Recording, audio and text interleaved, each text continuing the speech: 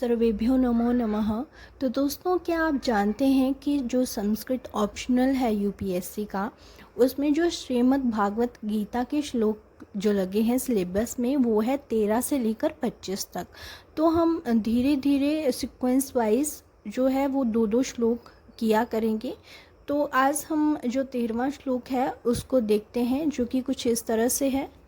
देहिनो अस्मिन् यथा देहे कौमारं यौवनं जरा तथा देहांतर प्राप्तिर्धीरस्तत्र न मुह्यति।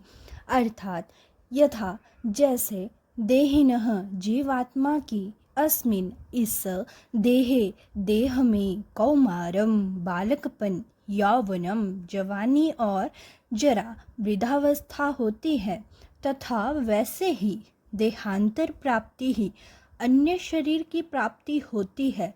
तत्र उस विषय में धीरः धीर पुरुष न मुह्यति, मोहित नहीं होता।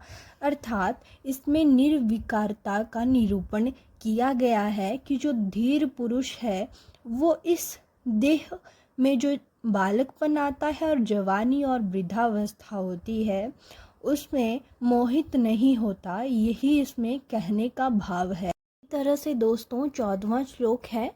मात्रा स्पर्शास्तु कौन्तेय शीतोष्ण सुख दुःखदाः आगम पायिनो अनित्यास्तांस्तितिक्षस्व भारत।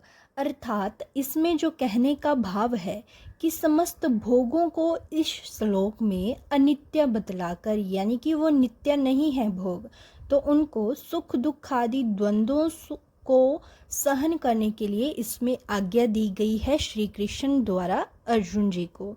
तो इसमें कहने का भाव यही है, कौन्तेय, हे कुंती पुत्र, यानी कि यहाँ पर श्री कृष्ण कुंती पुत्र अर्जुन से कह रहे हैं।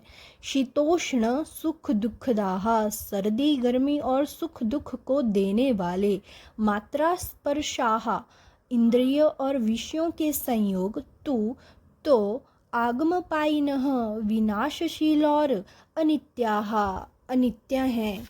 इसलिए भारत, हे भारत, तान, उनको तू तितिक्षस्व, सहन कर और आगे बढ़। धन्यवाद।